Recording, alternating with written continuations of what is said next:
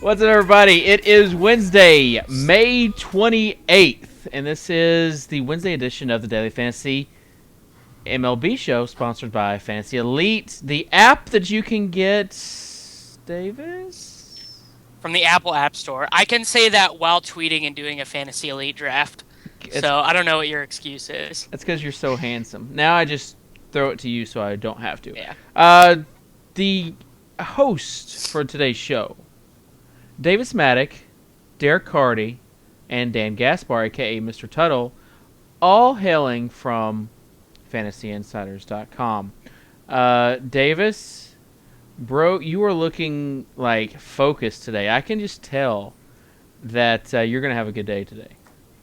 I hope so. Last night was good, and today was good. Stack throws against my boy Danny Duffy. That was an obvious play. Can we talk about the Astros? They mash. Like, this is a real thing. They strike out a lot, but they mash too. Springer. What did I say yesterday? He's as good as Andrew McCutchen, the guy who won NL MVP last year. I'm the worst. We do want to give a shout out to the Takeover. Won the first World Series of Poker table last night on DraftKings. So I saw that today. That's pretty cool. That is very cool.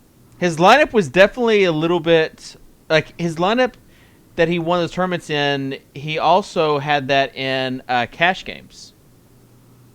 So that's what you have to do. I've adopted that from basketball, just playing one lineup per site. I hate rooting against different players. You know, do you do the same thing, Tuttle, or do you fill up the GPPs with different teams? Yeah. Nah, I'm not as big of a GPP player as most guys out there. But you don't have to put. I mean, it's smart, and generally it's your best team as far as cashing. But like you saw Tommy, who has won 2 tickets by going kind of against the grain. It just all depends. Every day is an independent event, but you don't have to go chalk. If you want to go against the grain, you could have. I thought of actually an interesting scenario of what to do, and that is like on a site like DraftKings where you can sort of stack or mini stack. If you played 3 $2 lineups each day in like these big events, and you stacked against the top pitchers for that day, do you think at the end of the season you could be profitable? It would depend on like the days you hit, how much you hit. It would really be variable. Like if you won the moonshot at some point, yeah, you'd be profitable. There have already been like 2 days where the top pitcher has gotten absolutely shelled. Tuttle? Nah, let Tommy do it. Yep. So you think I should do it then? You can, yeah. I'd rather see Tommy do it so we can make fun of him for it. No, Tommy's the master. Hashtag Man, Tommy sucked out bad on Birdwings last night. So bad. It was beautiful, honestly. Everyone who's watching the show right now, go get in the $1.38 buy-in 4X game on FantasyElite right now if you want to be featured in a draft that's going to be on the show. It is for the very first slate. Oh, man. We could talk about... I want to do a segment where we do... It's like the host for the day come up with a player that has a good matchup, and we go against Tommy G's BVP matchup. And we see who wins. BVP is undefeated. Undefeated. If you just use BVP to construct lineups, you're winning Vegas seats. We need to do that segment, though. You're being sarcastic. Tommy picks a BVP player. Any player that he wants for the day, not restrained to a position, and we pick a guy similar salary, no positional constraints on it, and we see who wins. Yeah. So we'll do that. I'm sure Tommy is not going to have a problem putting himself out there. Shyness is one thing he does not suffer from. So he'll do it. It will be a fun segment because it's really the only scientific way to prove what is like the importance of BVP. So we'll start that maybe next week. Guys, I'll let you get started though with the talk for today. Okay, cool. Well, while I draft in this Fantasy Elite game, Tuttle's going to tell you about the weather games for today. That's how that's Oh, going to go. so that's how it's gonna go. Yeah. By the way, Oranges just gave you a shout out on Twitter, and I would like to bring it out to people watching the show. If you haven't been looking at our homepage, we have a player news section on the right hand side of our website that Davis Maddock has been filling out, and we're actually doing it consistently now. So go there for any player news, player updates that you need. Davis will make you laugh. Oranges likes your John Jaso. So did Cardi. Cardi just G-chatted me like 30 minutes ago. He was like, "So, John Jaso blurb, huh?" It was the It's most beautiful. it was the most JSO game ever. Walk, hit by pitch, home run, get pinch hit for. Like Yep. that is the definitive JSO game. Yeah, so if you want that sort of humor while getting DFS relevant news, go to, well, actually any page on fantasyinsiders.com other than the video page. But anyways, weather games, I guess the main one that you're probably looking out or paying attention to would be Marlins versus Nationals, or at Nationals. It looks like it's actually the weather's kind of moving back, so you want to keep an eye on that because if the weather does move back out of the time frame of the game, then you're probably going to want to give some consideration to rostering Zimmerman against the Marlins. I know Cardi, I think you wrote him up as your number one play of the day at pitcher. Is it? Yeah, I did. I think that's going to be a little bit dependent, though, upon what Cincinnati's lineup looks like, because I could easily see Kershaw being ahead of him. Yep. I Yeah, think so Kershaw has to be ahead of him anyways, just based on K rate. Hmm. That's a good natural transition. Let's have this debate, Derek. Why? Let's just assume that weather goes away and that you can expect Zimmerman to get his normal workload. Why would you play him over Kershaw? Honestly, I don't think I would play him over Kershaw. I've reconsidered since I wrote the article, but I do think he's a good play. I think Miami is a weak offense. Zimmerman gets home field advantage. He's going to have the platoon advantage against a lot of their guys. But the K rate isn't what you necessarily want it to be. And I think, too, Miami has Tom Kohler on the mound who's, going to suck and be terrible. So the chances of a win for Zimmerman are relatively high. So I think he is a good play tonight and definitely a viable cash game option, but probably not at Kershaw's level. Yeah. I mean, I'm going Kershaw for sure. The Dodgers pitchers this week, they have just it's been ridiculous. They got Beckett no-hitter, 7 innings of a perfect game from Ryu before he blew up a little bit, and then I think the bullpen let in some of those earned runs at the end. And then Greinke was on fire last night, but then he gave up an 8th inning home run to Devin Mesoraco that probably changed some people's fates last night. I know it changed Tommy G's fate last night, but it definitely had a big impact on my scores. I know that was like a 3 or 4 point difference on FanDuel, I think, something like that. It was not great, but yeah, I think we've talked about it ever since Joey Votto left the lineup, but that Reds lineup is really pretty atrocious outside of Mesoraco and Jay Bruce. Like, they have Skip Schumacher regularly hitting out of the 2-hole.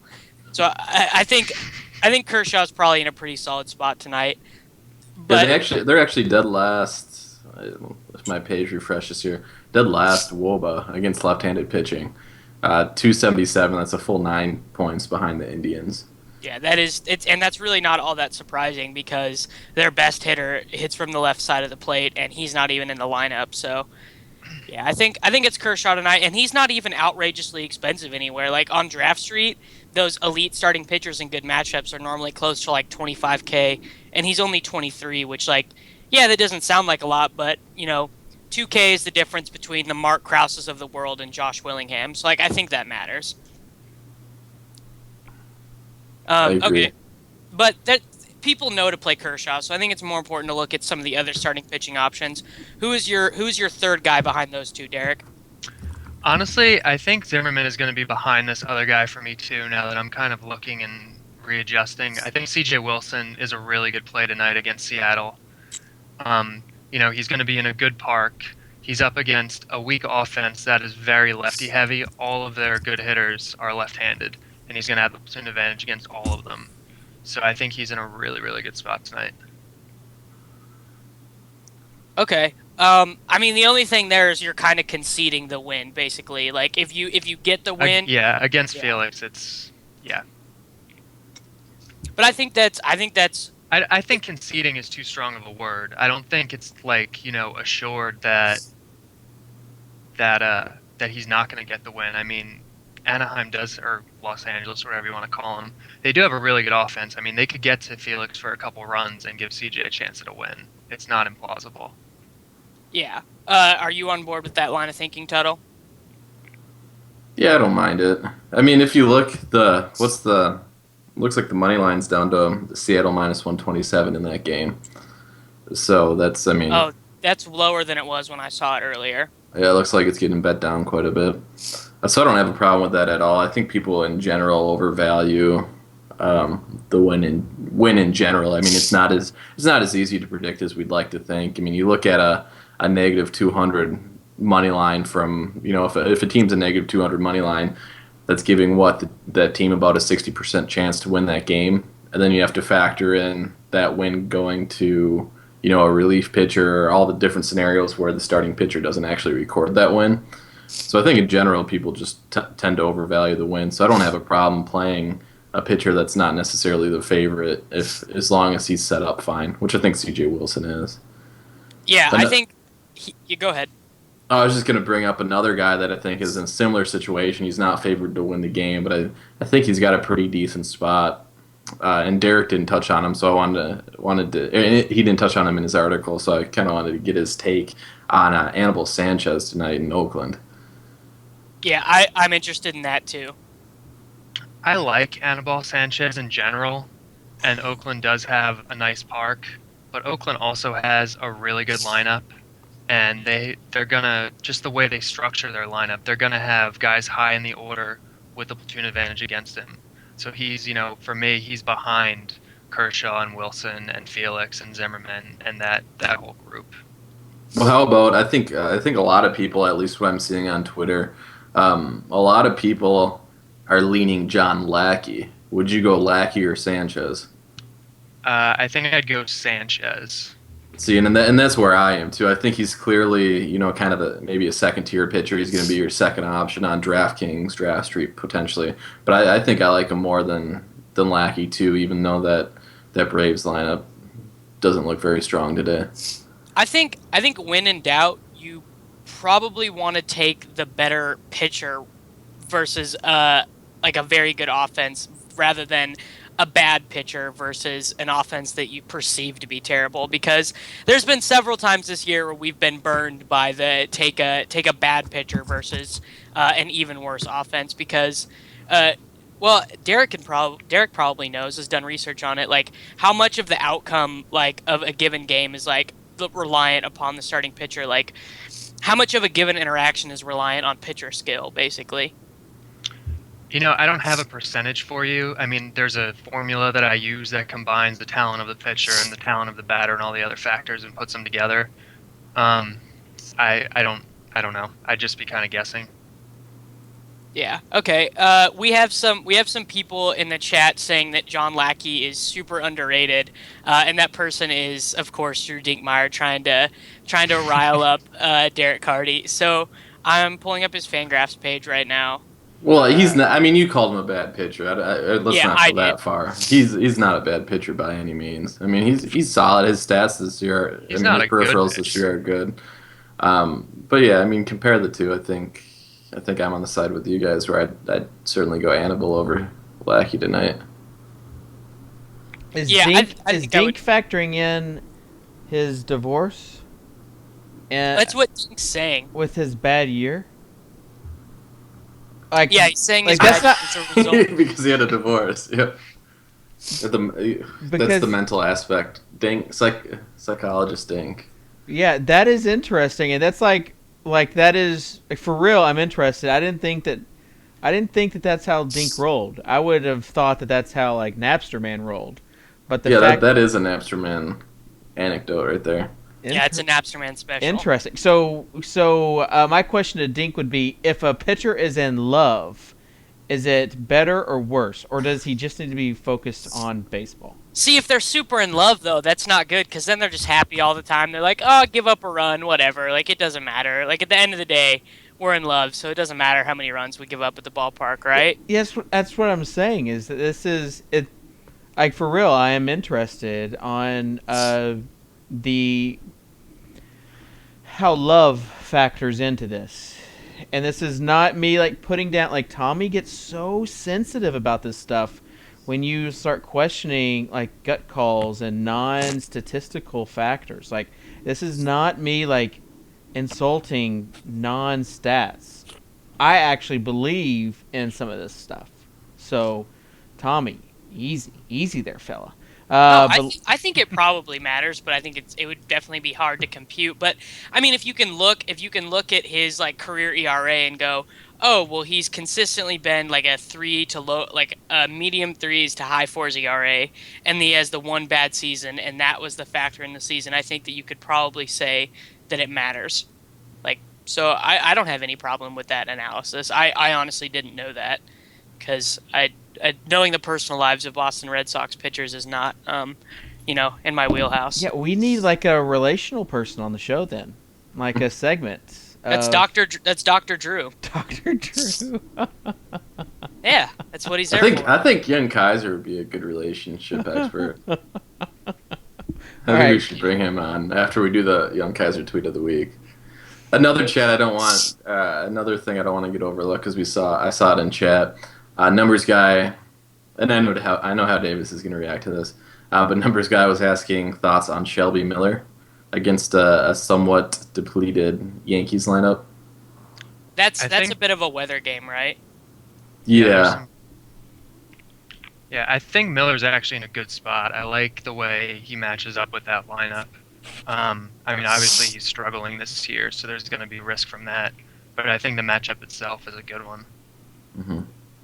He's going to be one of those guys that you could take in a matchup like tonight, but then as soon as you find an ideal hitter's matchup against him, you just hammer him because he's one of those guys. What his FIP and xFIP are just ridiculously far apart from his ERA. He's got a 3.18 ERA, 5.22 FIP, and 4.53 xFIP. Mm. And I think too, even though you can't take his ERA at face value, I don't think he's as bad as the FIP and the xFIP either. I mean, he does have good stuff. He's having trouble controlling it this year, but he's better. He's a better pitcher than those peripherals indicate. So I think there's kind of like a happy medium in there where you can say Shelby Miller is a pretty decent pitcher and he's got a good matchup tonight, so he's worth considering. Okay. Just so we can get off of this topic, I was wrong, chat. John Lackey is a good pitcher. He's been good in the AL East, therefore he is good. I'm sorry that I forgot to account that he got a divorce and was dealing with arm problems in 2011. So we can move on now. I wanted to ask you real quick about Chase Anderson versus the Padres, just because basically any starting pitcher versus the Padres gets a little bit of love. They are at Chase Field, so the Petco advantage is taken out. He's been really bad this year. He has like a 5 ERA and a 6 FIP. But do you have any love for him versus that Padres lineup, basically? No. I don't think there's any need for it. I don't think there is either. Okay, well, I just took him in my elite draft, so swag. You can. I know Derek likes the guy on the other side a little better, probably. He wrote him up on today's article. Yeah, I mean, I wrote him up as my long shot because I like his skills in general. I do think, he's not in a great park. I think Arizona has a better lineup than people generally give it credit for. So he would be like down on my overall list, but I think he's a good pitcher, and I think he's cheap, and I don't think the matchup is so bad that you need to avoid him. So as kind of like a contrarian GPP long shot kind of guy, I like Stauffer today. Okay, and I just saw someone, I don't know who it was, I just saw someone on Twitter say, look at that Yankees lineup, upgrade Shelby Miller. It was STL Cardinals. Yeah, that's a pretty Well, it's basically the exact same lineup that when Chris Sale was returning from the DL, I said, yeah, maybe use Chris Sale versus that awful lineup. It's the no Teixeira lineup with John Ryan Murphy batting fifth. Which I mean, if you, it's bad, but most of the guys are going to have the platoon advantage against him. I wouldn't feel comfortable personally rostering Miller today. I would. I think not as like a one pitcher cash game FanDuel Yeah. pitcher, but even in cash games on a 2 or 3 pitcher site, I don't think I would necessarily be opposed to it. I think it's a really good matchup. Yeah, I mean, Shelby Miller is only 15K on Draft Street. I would like him more than I would like Chris Archer versus Toronto, Kazmir versus Detroit, and then I would probably use Lackey over him too. Given Over that Miller, you're saying? Yeah, given that we just had that whole entire conversation, I'm like a reverse. I just don't like Shelby Miller. I will stick to believing that him and his 5 FIP is not a very good pitcher. I'm not gonna relent on that one, no matter how outrageous Chet gets. I think the matchup is good enough where you can cut a run off whatever you think his true ERA is. So Well, I take mean, that like- for what it's worth. So we're talking like multi-starting pitcher sites. He said he's Davis just said he's rosterable on Draft Street because of his price. But then if you look at like DraftKings, I don't think you're rostering him as your second pitcher. I mean, if the weather clears in Washington, then you have Zimmerman for $100 more than Miller. Yep. Lackey's 600 more, or Anibal Sanchez is 900 less. I mean, do you take him over Sanchez for $900 more? I don't think you do.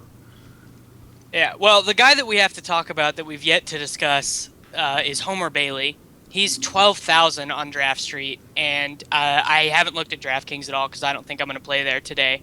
But he's sort of the guy that I would be looking at as like the contrarian play, especially in a tournament. And I think I'm even going to use him on cash on Draft Street just because of that price. So this is a guy whose skills are like way better than his ERA.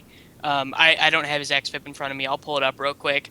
But he's going to have the platoon advantage on that outfield because Carl Crawford just got hurt. So their outfield is going to be Kemp, Puig, and Ethier. So he's going to have the platoon advantage on 2 of their best hitters. I guess Adrian Gonzalez will have the platoon advantage on him. But would Homer Bailey be someone you were comfortable using today, Derek? For 12,000 on Draft Street, absolutely. I mean, he's just his overall talent level, far surpasses that. Even though the matchup isn't great, it isn't terrible either. And I think for that price, it's really hard to pass him up. I think he's a fine option. I think that if I'm not wrong, I think that game had a 6.5 Vegas over under. Is that right, Tuttle? Yeah, around there, 6.5. Yeah. So, and I do this on Draft Street sometimes, where I'll roster 2 starting pitchers from one of those like really low run scoring environment games, and I think that's absolutely what that one is going to be. I think the Dodgers lineup without the platoon advantage in that outfield is not as good, and you're basically just hoping to get through Puig and Ethier and Gonzalez, which obviously is easier said than done. But I don't think Bailey is in a terrible spot, and a lot of his peripherals are right where they've been at for his whole career, except for his batting average on balls in play is 50 points higher than his career average, and his walks are up a little bit, but that's really about it. So I think I feel comfortable with him on Draft Street. I'm not using him anywhere else. Honestly, that's the reason I'm not playing on DraftKings today, is because I don't really feel comfortable with any of these secondary options. Someone just mentioned Roberto Hernandez as a third pitcher on Draft Street. I could definitely get behind that today. Especially with Cargo and Tulo out of the lineup. Yeah. That's probably about it for pitcher talk, though. Like, that's not where your matchups are going to be won today. Basically, in your 3-mans and your head-to-heads, everyone's going to have Kershaw. So let's move towards hitters. I'm gonna let Derek break down the Twins versus Saunders. I'll give him that honor. Okay, well, Joe Saunders. What do you need to know about Joe Saunders? Joe Saunders is absolutely terrible. for some reason, he has been given a rotation spot. The Twins have quite a few right-handed bats that I think are really going to do well against him. Joe Saunders doesn't strike anybody out, doesn't really usually generate a lot of ground balls, doesn't have that kind of elite control you look for. He really just doesn't do anything well. So I think there's a lot of Twins bats that are gonna look nice against Saunders tonight. I think Brian Dozier is at the top of the list, hitting off for the Twins. I think he might be my top second baseman tonight. Willingham's back. What's that?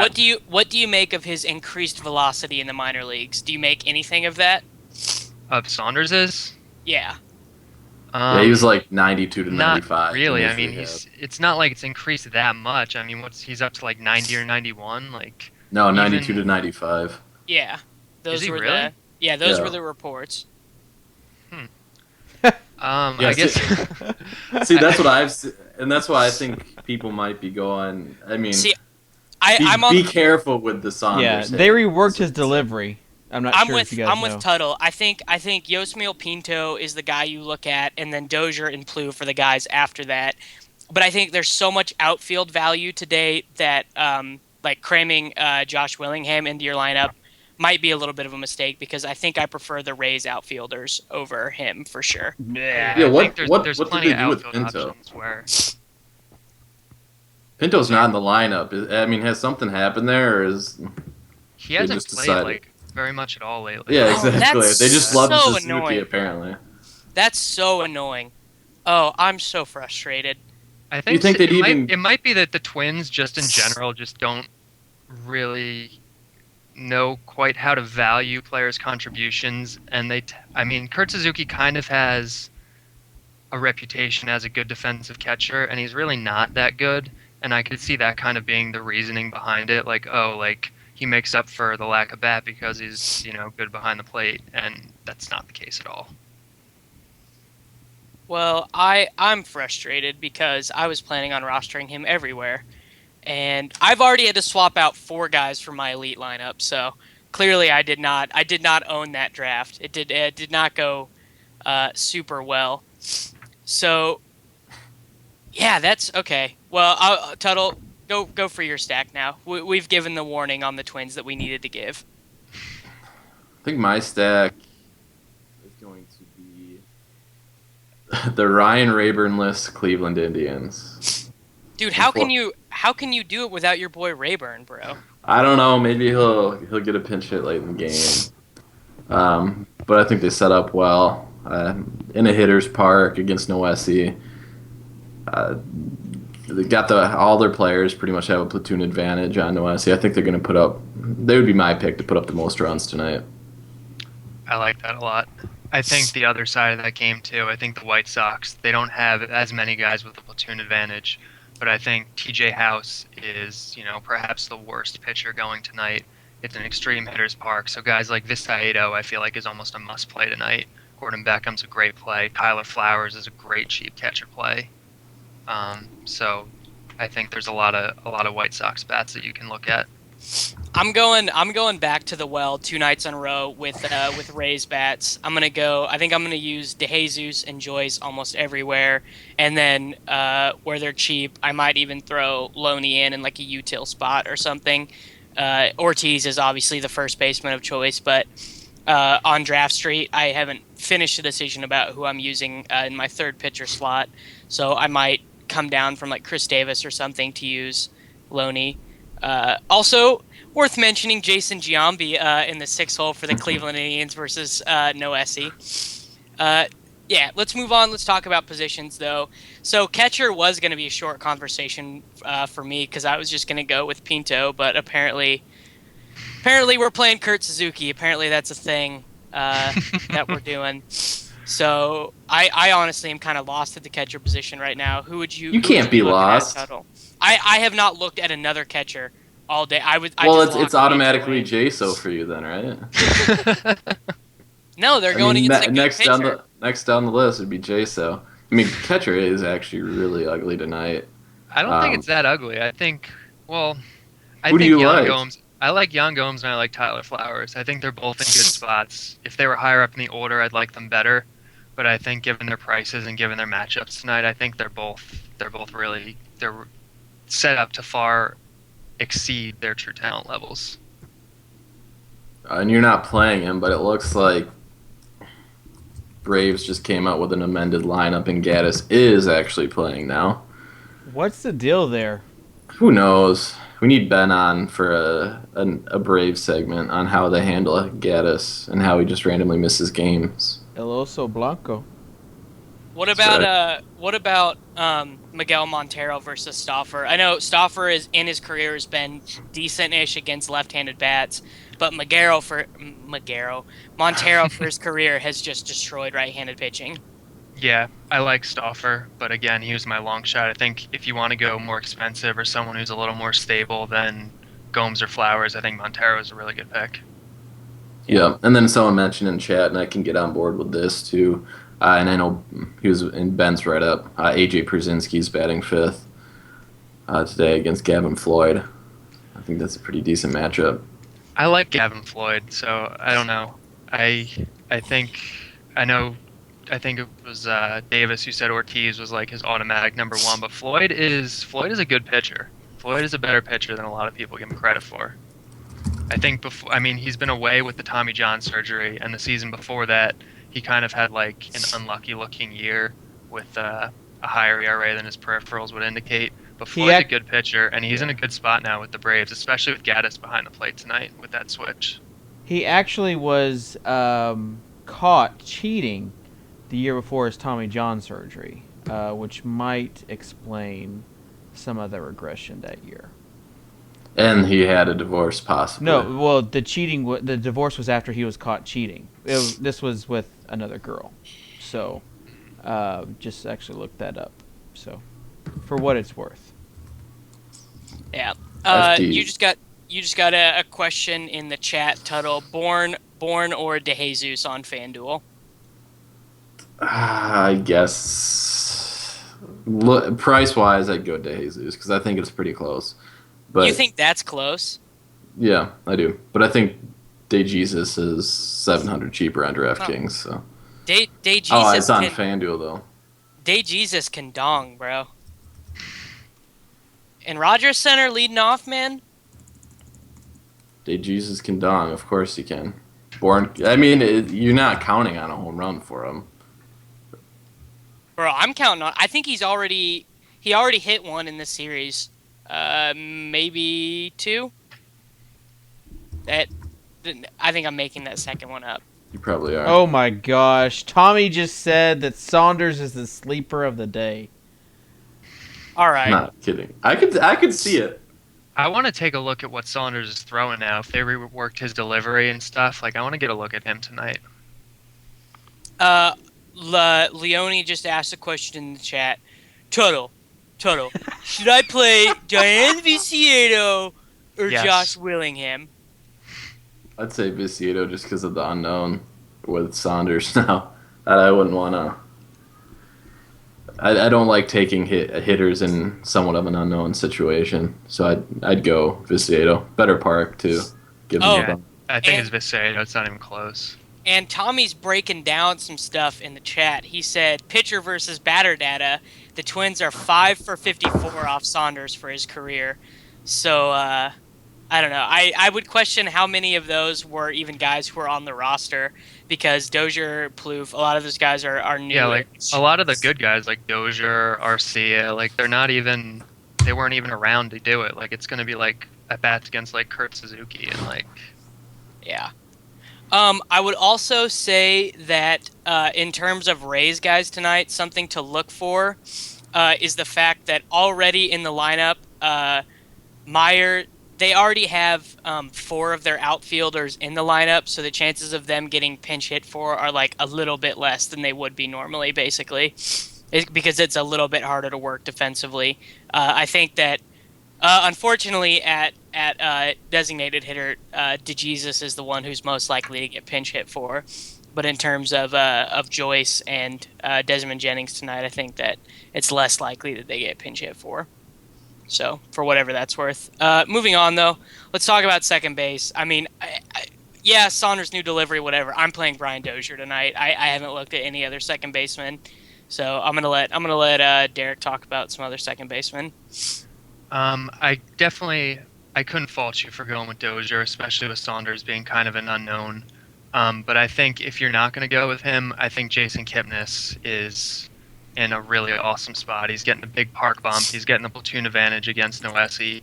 Noesi is terrible in general. So I haven't actually looked, but his prices are still pretty low after coming off the DL, right? Yeah, he's really cheap on FanDuel, especially. Yeah. So I like Kipnis a lot. I think Beckham's a great option. Jerko again, he's in a good spot tonight, and he's super cheap on certain sites. Yeah. Okay. Yeah, I think Tuttle? I'm with there. I think Kipnis is a better play than Dozier overall. So he would be my top second baseman. So I'm in agreement with Derek on this one. Yeah, and as FS Legends explains in chats, the new flame-throwing Saunders is still only paying 5.5 per 9 in the minors. So, yeah, I'm not like super worried about it. So, I'm good there. Moving on, shortstop. This is actually kind of a position that I had trouble with tonight, and I still don't think I'm decided. Let me guess. Hold on, I already know. Cardi is going to tell you to play Asdrubal Cabrera. And Tuttle's gonna agree. Yeah. Yeah, So Drubs is up there on my list for sure. Is that where we're at? I mean, I kind of like Everett Cabrera versus the bad pitcher. I was just gonna say Everett I like a lot too.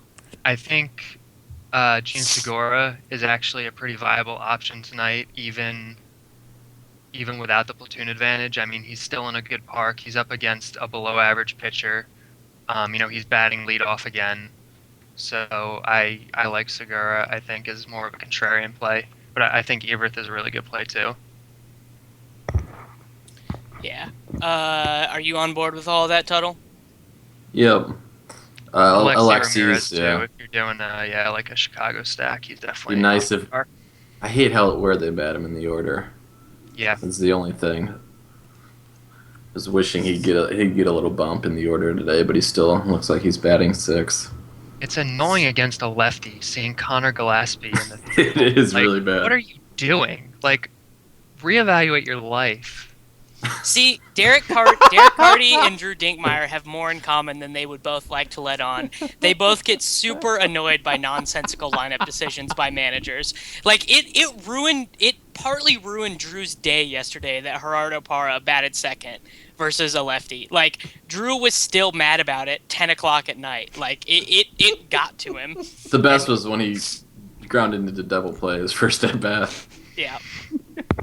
No, and then he ended the game striking out looking, too. He did get an RBI, though. He did get an RBI. He did. And Dink conceded that it was the right move. He said, "You win this time." That was an actual tweet. Yeah. I mean, I don't know what is Tommy talking about? I don't get it. Last night saying Montero batting Montero fourth was also not very good. But that's just the normal. I mean, that's. Yeah, they just stuck with it. Normally, they don't platoon 3 and 4 hitters, right? Like a lot of teams just keep those guys in there. That's the thing, right? Yeah, but normally a 3 and 4 hitter is someone who's a lot better than Connor Gillespie. Like, sorry, I'm still on this, but. Yeah, Montero actually has done something in his career. Yeah, Montero's actually a good hitter, so like, whatever. Oh, Tommy thinks that Miguel Montero is not good. So, there's that. Yeah, I'm good with all that. Middle infield discussion is I'm definitely going. I think I'm going to use Everett over Asdrubal in the battle of the Cabreras. Just cuz I don't want to agree with you two basically. Moving on, let's talk about the corner spots. First base. One of those nights for me where I'm locking Ortiz in. I hate it because I know it makes Drew so happy because like he loves David Ortiz and God, I'm such an idiot. The Blackman versus Ortiz bet. But outside of that, who are some other first base options you're looking at, Tuttle? a good question. No, I like Chris Davis quite a bit today he's against in a very good Gallardo. spot. Yeah. I mean, it's tough because I'm playing DraftKings and I'm really tempted just to throw Giambi in there for 2,700. I was a little Dude, upset I Konerko played- didn't play. Oh, he's not in the lineup. I played No. Giambi the other night. I mean, he did nothing, but he's super cheap. I bet I'm gonna look up his price on Draft Street right now. I bet that if you play Giambi, he's in the 6 hole too. Like he's not like all the way down there. Serious question. Giambi's- Serious question. Why would you play anyone other than Adrian Gonzalez tonight? Because Ortiz. Ortiz is in a better spot. What's so good about Adrian Gonzalez's matchup? Against Homer Bailey. Homer Bailey sucks. Well, okay. All right, that's the extent of Dave's analysis for the day. I've got a keep it gut at feeling. that.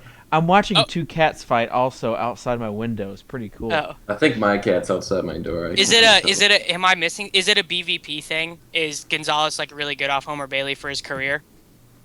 I mean, it wouldn't surprise me because he has the platoon advantage. But I mean, I'm not giving any more. We're not talking about. Yeah. We're not talking about. He's 10 for 21. Oh, that's it, Tommy. This is our challenge for today.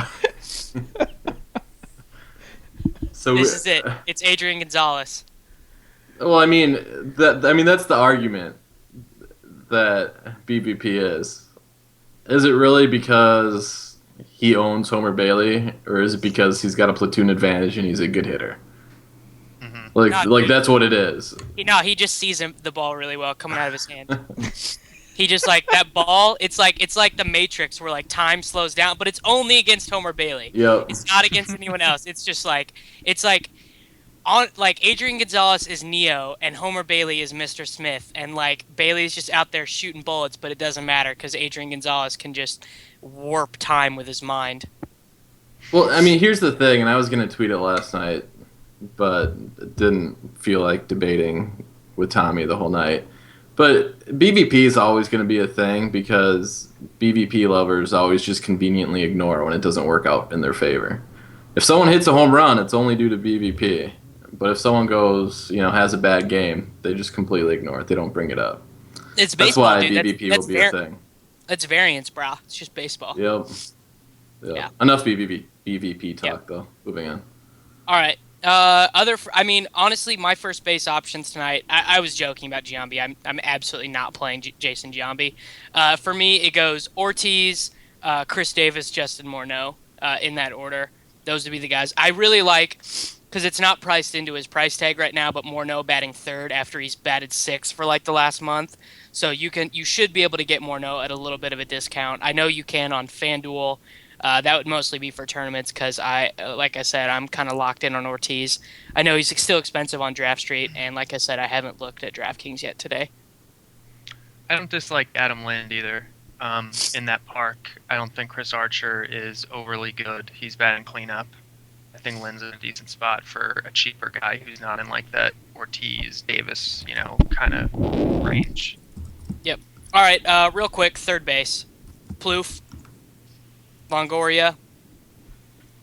Anyone else? Tuttle? Lonnie. Yeah, Longoria. And you like Lonnie Chisenhall, Tuttle? Is that what that course. was? Okay. I'll side with Ben on Lonnie Chisenhall. I think Headley's. I was just gonna say Headley. Headley's in a good spot tonight too.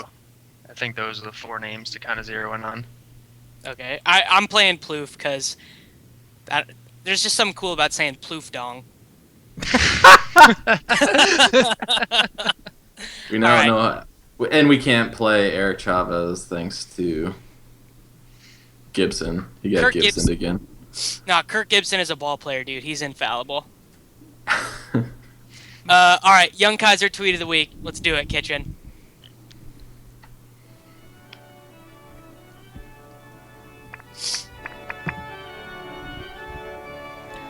And now it's time for the Young Kaiser tweets of the week. If you're not following Young Kaiser at Young Kaiser 740, you are truly missing out. This week, not as good as the others. still some classics. Let's start off.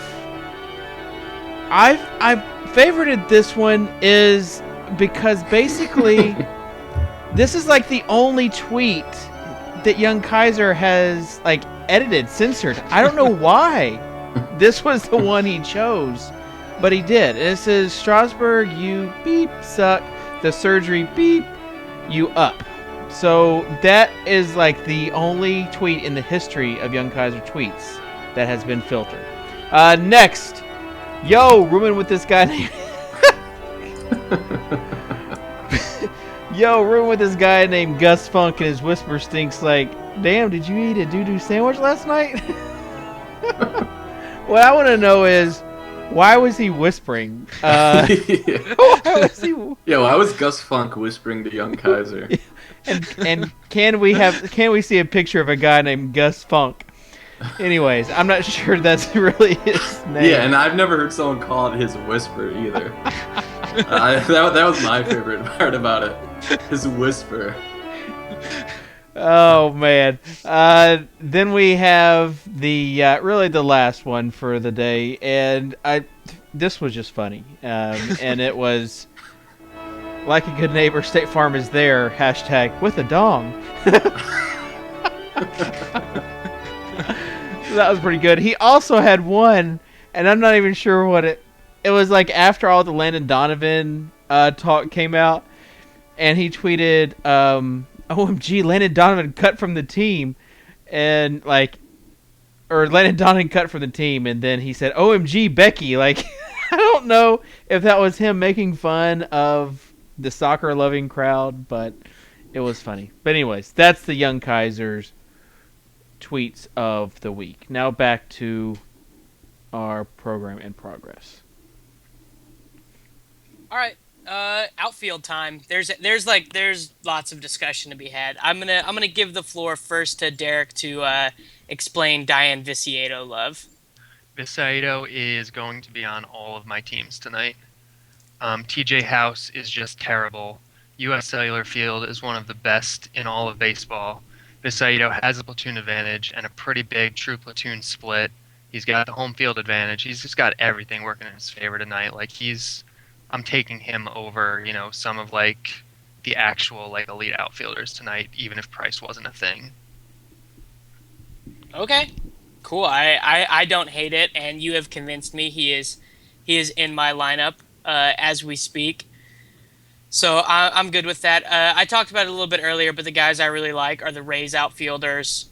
Basically all of them. I really like Joyce, DeJesus with the platoon split, and then I don't know if it's a thing, but Will Myers thus far in his career has shown a tendency to be a reverse splits hitter. And outside of one performance against the Oakland Athletics, Liam Hendricks has been really bad, and they are in one of the better parks to hit in, period, in baseball, in the Rogers Center. So those are the guys that are sort of making up my outfield, a combination of Viciedo and the Rays guys, depending on price. Tuttle, your turn. I'll throw out Corey Dickerson, batting fifth against Roberto Hernandez. I think, with Cargo out of the lineup and Tulo out of the lineup, he gets that increased bump in the batting order. So I think fifth is a good spot. He's kind of expensive on FanDuel, so I don't think for $3,700, I don't think he'll be in my roster there. But $3,400 on DraftKings, I think is a really nice price for him. Yeah. I'll throw out, in terms of middle of the road guys, I think Seth Smith is in a really good spot tonight. I think even with all the Saunders, question marks, I think Willingham is in a good spot. As much as there's all this lackey love going around, I think Jason Hayward is in a good spot against him. I think Shin-Soo Choo looks good tonight. Look, I just saw the Dodgers lineup. Ethier is actually batting second. Is he? So he gets, I think he gets a little bump, even though it's not an ideal matchup. If you're looking for, he's really cheap on DraftKings. He's $3,300 on DraftKings, so I don't mind him as a filler in a GPP lineup. I wouldn't put him in cash game still, but I think he's a decent option for $3,300. All right. Yeah, despite go ahead, Davis. Well, just any love for Ryan Braun today. He doesn't have the platoon advantage, but Bud Norris just isn't a very good pitcher. Yep, I like Braun a lot. I mean, you're gonna have to pay for him, but Braun is, I think, one of the top outfielders tonight. Yeah, and I really like it was on the tip of my tongue, and now I lost it. The Colorado outfielders, Dickerson and Blackmon. Blackman's super expensive, obviously, but Dickerson, as Tuttle mentioned, is in a pretty good spot tonight versus Roberto Hernandez. Dickerson's batting 5th tonight, so I like Dickerson. Yeah, that represents a nice shift in his value. Okay. Are there any other outfields you guys need to talk about? I think that about does it. Guy we didn't mention. Go ahead. I like Moises Sierra as a punt, just for what it's worth. Okay. A couple questions from chat. Brantley, Tuttle? Yeah, I think he's expensive on DraftKings, but I think he's playable elsewhere. Okay. And one other question. Ethier or Kemp, Derek? I don't think I'm really on either of them, but I'll take Ethier if, pressed to a decision between the two. Okay. Kemp is down in the lineup tonight. He doesn't have the platoon advantage. He's been scuffling a little bit. I like Ethier. All right. One guy we didn't talk about on the show who Leone just brought up to me on GChat, Jason Kipnis returned from the DL tonight. We talked about him. Well, okay. If forced to choose, would you take him or Dozier?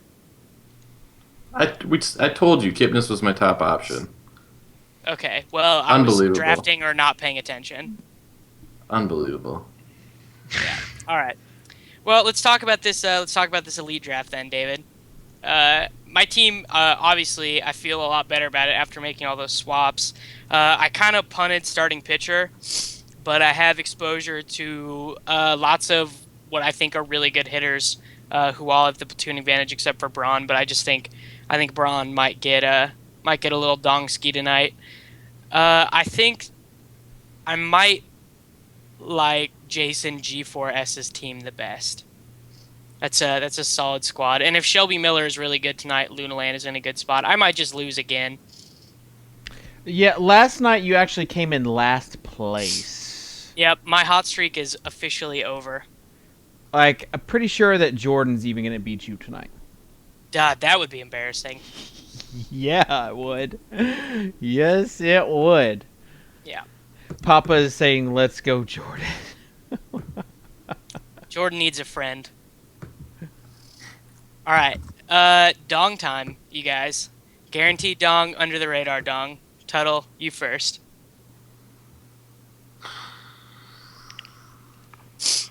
I don't know why this is catching me so off guard.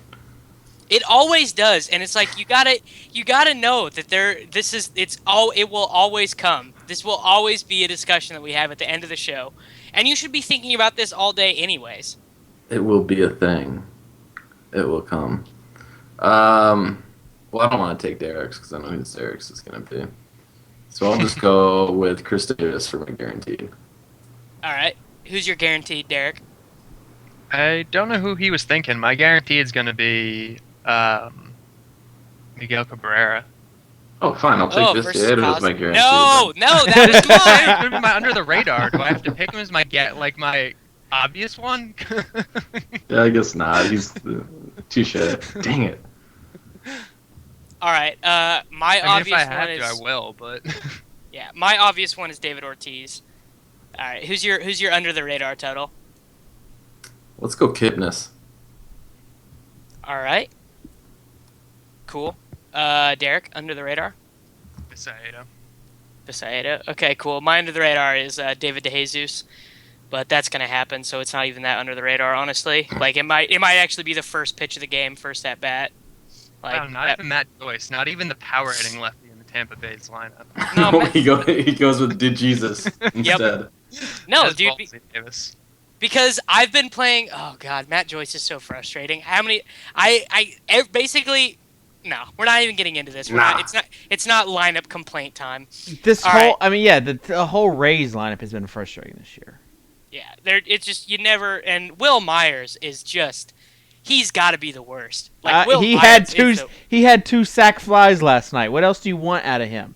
I would like for a ball to occasionally drop in for like a real actual hit. Oh, Cody Ross was the worst last night. That's who the worst was. It's your fault for rostering Cody Ross. You rostered a 7-hole hitter willingly, David. He was like 60% in DraftKings games. Like, everyone had Cody Ross. He was 3K. Well, if all your friends went and jumped off a bridge, would you jump too, Soccer Dave? No, I wouldn't. Probably. All right. Like I'm going to regret this. Tuttle, what are you going to regret tonight? Who you fading? Who you playing that you're going to regret? I'm going to regret fading the Mr. John Lackey. Oh, he is a good pitcher. We learned that today. Yeah, we learned that. And on the same note, I'm going to regret playing Anibal Sanchez. Yes, you are. Yeah, you are. It's the A's, dude. I am going to regret fading Red Sox because I like Gavin Floyd. Yep. Yeah, that is also going to be a thing. I'm going to regret only going 2 starting pitchers on Draft Street tonight because I think what I'm going to do is use Kershaw and Bailey against each other. So that's already limiting the profit potential because I can't get 2 wins and might get a loss too. So honestly, it's already stupid, but I can't find a way out of it. So just like quadruple idiot. So yeah, that's all bad. I have no idea what you just said. You know what I just said, Tuttle? You know what I just said? I can vibe with that. Oh yeah. I can vibe with that. I can vibe with that. Stratford also, Dan Stratford on Twitter said that we need to come up with a shirt that has the hashtag in a good spot. Yeah, that is absolutely the most uttered phrase on this show. Are we able to leak Dan Stratford at all? What's that? Are we able to leak our little project with Dan Stratford? Sure, go for it. So Dan and Dave Lochran are going to be sometime here soon doing a podcast for us. And the first time I heard Dan's voice, my reaction, and I told the guys this, was that I wanted to put it on in the background while I was making love with my wife. His voice is just amazing. Yeah, you'll listen to it and you won't be able to turn it off. You'll want to have it in your most sensual moments. The contrast between he and Laffy's voice is awesome because Laffy has that like scruffy, sexy, and Dan's got that professional voice. But yeah, they are currently working on a podcast, and hopefully we'll be debuting it next week. So that is, as Davis calls it, a thing. And hopefully, as Davis says, you can vibe with that. But yeah, I'm really excited because we've been working on this. Stupidest thing I've ever said. Stupidest thing I've ever said. You can said. vibe with that. We've been working on this little project for the past few weeks, so it should be something that people actually get something from, unlike today's show. Today's show. Yeah. Today's show really bad. It was the worst. Yeah. It was not good. Entertaining. Maybe. I think it was entertaining for Tommy, who was just sitting at his computer going, like, Dance Monkeys Dance. That is a possibility. Yes. Well, join us tomorrow when it'll be... Thursday is always one of the more entertaining shows with Tuttle, Davis, and Napster Man. Well, Napster Man we're just assuming that he's going to be on. Might be a few minutes late, because that's how he rolls. But it will be fun. And I have like a new trivia game planned for tomorrow. I already have it planned out. 2-0. This guy right here. So it will be fun. You guys are kind of steady up. Thanks to Derek Carty, Davis Maddock, and Dan Gaspar. I'm David Kitchen, and we are done. Sign up for the Fantasy Elite contest. I'm going to be drafting in a few. They've rolled out a new format. Going to be fun, but thanks to the guys at Fantasy Elite for sponsoring the show. I will see you later tomorrow, 5 p.m. Eastern.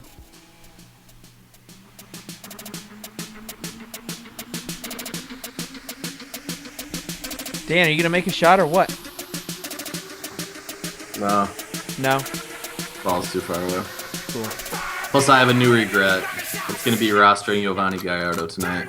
Oh, what were you doing? I don't know. You're gonna be down. He's gonna be down 2-0 after the first inning after Chris Davis donks. I can't.